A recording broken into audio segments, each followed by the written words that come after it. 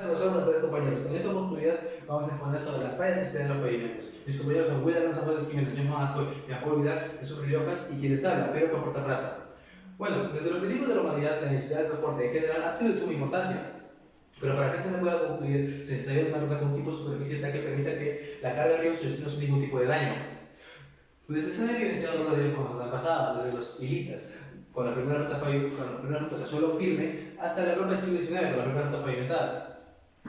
Pero no fue hasta la aparición del automóvil, en la segunda revolución industrial, en la que se necesitaron rutas con una superficie que aguantaran cargas mucho más pesadas.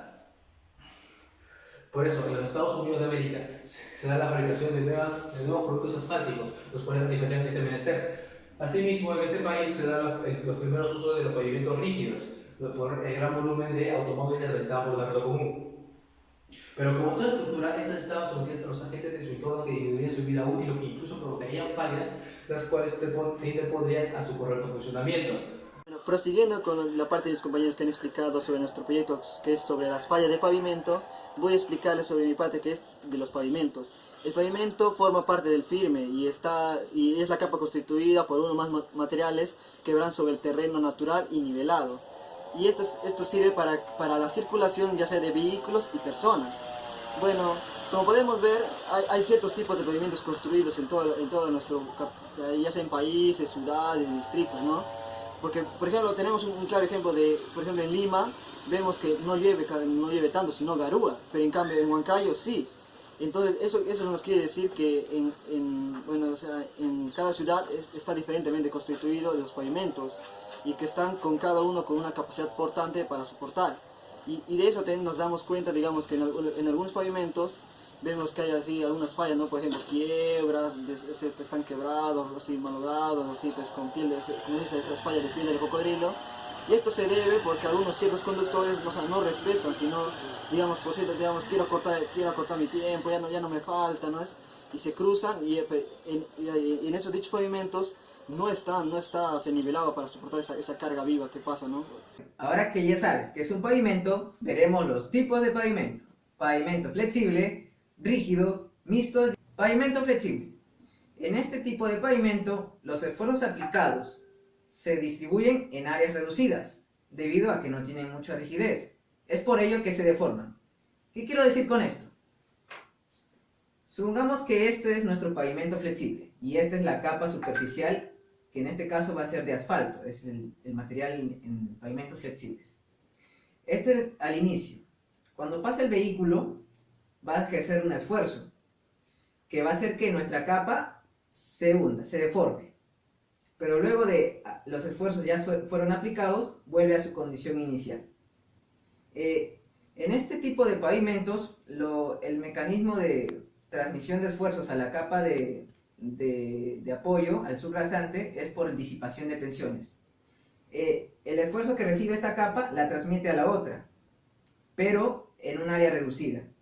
Y entonces, ¿qué quiero decir con esto? Mientras más al fondo esté la capa, mientras más profundo, menos carga en términos de esfuerzo recibida. Pavimentos rígidos. La característica principal de estos pavimentos es su alta elasticidad, lo cual permite que los esfuerzos aplicados sobre esa capa sean reducidos en un área amplia y se transmitan a la superficie en magnitudes mínimas, provocando deflexiones casi que no son significantes. En este tipo de pavimentos, la distribución de esfuerzos hacia el nivel de la capa del subrasante, nuestra capa de apoyo, es la distribución de tensiones. ¿Qué quiero decir con esto? Esta es nuestra capa de concreto, que es el material utilizado en pavimentos rígidos. El vehículo ejerce su esfuerzo, pero a nuestra percepción no hay una deformación considerable. ¿Qué es lo que sucede? Es que esta capa, como está hecha de concreto, absorbe esas cargas y las distribuye a la siguiente en un campo mayor, una distribución mayor, y así a la siguiente capa. Por lo tanto, como dije en la definición, los esfuerzos aplicados se reducen en un área amplia, 3. Pavimentos mixtos o compuestos. Este tipo de pavimentos es muy similar a los pavimentos rígidos, tanto en características como en propiedades. Por eso también se les suele llamar semirrígido. Aquí está nuestro pavimento mixto. Como pueden ver, estoy señalando dos capas, la capa superficial y la base estabilizadora. La capa superficial está hecha de asfalto, mientras que la base estabilizada es de concreto u hormigón en la mayoría de casos.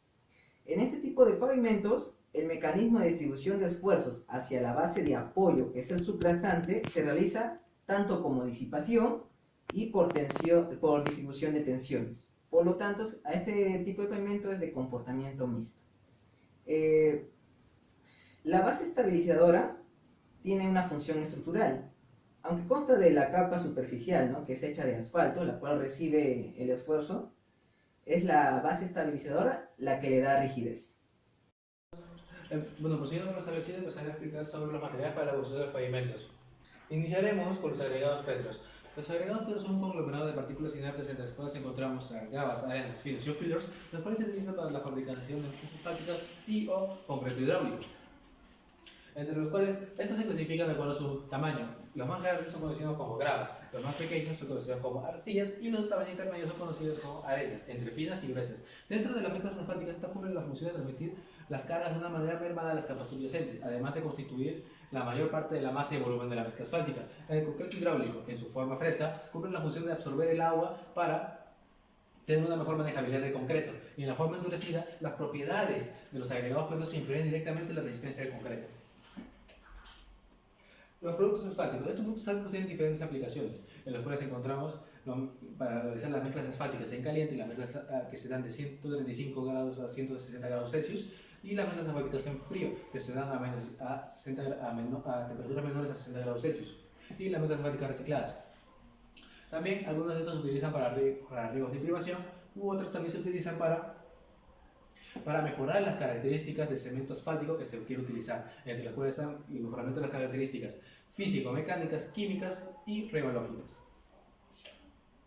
El cemento Portland es la base de concreto hidráulico, y este se utiliza para la construcción de los pavimentos rígidos. En sus aplicaciones tenemos a las losas, las cuales pueden ser hechas de concreto simple o sin refuerzo de acero, o concreto reforzado. También se utilizan para los adoquines de concreto. El acero. El acero es una aleación de hierro y carbono, la cual se presenta de diferentes formas y tipos. El acero liso. El acero liso se utiliza para los pasadores en los pavimentos rígidos, y el acero corrugado se utiliza para las barras de anclaje en los pavimentos rígidos. También se utiliza una malla de acero. Bueno, ahora yo les voy a hablar acerca de los tipos de falla. Dependiendo de la falla que ocurre en el pavimento, nosotros lo podemos dividir en dos grupos, que son la falla estructural y la falla funcional. La falla estructural se origina mediante un defecto en alguna de las capas en la estructuración del pavimento. Estas capas se encargan de soportar todo el peso del tránsito que circulan a través del pavimento. En este caso, la restauración de esto sería mediante la corrección de la estructura, colocando capas que soporten las necesidades del pavimento. La falla funcional se origina mediante un defecto en la superficie de la capa asfáltica. La corrección de esto sería mediante de la fricción, que en este caso sería la seguridad del pavimento, o si no, en la corrección de la regularidad, que en este caso sería la comodidad del pavimento. Y esto se logra mediante la colocación de capas asfálticas de bajo espesor. Dentro de las fallas estructurales y funcionales he encontrado 15 tipos de fallas, que nosotros las podemos dividir en 4 categorías, que serían las fisuras y grietas, las deformaciones superficiales, las desintegraciones de pavimentos y los afloramientos u otras. A continuación hablaré sobre los 15 tipos de fallas en los pavimentos más comunes. La piel de cocodrilo. Esta falla es una serie de grietas interconectadas cuyo origen se debe a la fatiga en la capa de rodamiento bajo acciones repetidas de las cargas de tránsito. Esto solamente suele ocurrir normalmente en áreas donde hay abundante tránsito. Luego estaría las fisuras de bloques. Estas son grietas interconectadas que se dividen rectangularmente. A diferencia de la piel de cocodrilo, estas se diferencian porque son grietas más pequeñas y forman ángulos agudos en sus intersecciones. La depresión. La depresión son áreas de la superficie de los pavimentos que tienen un nivel ligeramente más bajo que el del resto de los pavimentos que está a su alrededor. Las fisuras de borde se encuentran normalmente en el borde de los pavimentos y estas normalmente están alejadas entre 30 y 60 centímetros del pavimento. La fisura de reflexión, esto ocurre normalmente en pavimentos que están construidos con cemento de tipo Portland, y esto ocurre casi siempre debido a la humedad del área o a la temperatura del área. Luego estaría el desnivel. Esto es la diferencia de niveles entre el borde del pavimento y el hombrillo del pavimento. Luego seguiría los parches. Este parche es el área del pavimento el cual ha sido implementado para reemplazar el pavimento que ya existe por un error o por otra cosa. Gracias por darme el pase, y lo que yo lo voy a hablar más que nada va a ser sobre las causas de la falla de los pavimentos, ¿no? Yo lo voy a hablar básicamente sobre tres tipos de pavimentos, que son los pavimentos flexibles, los pavimentos rígidos y los pavimentos de adoquines. Los pavimentos flexibles, le voy a hablar sobre las causas más frecuentes, ¿no? Que sería el abollamiento, que se presenta por insuficiencia de estabilidad de las mezclas asfálticas, por inadecuada compactación y o deficiente dosificación. También presentamos el hundimiento, que se presenta por la pérdida de estabilidad por incremento de humedad en capas de pavimento o fundación.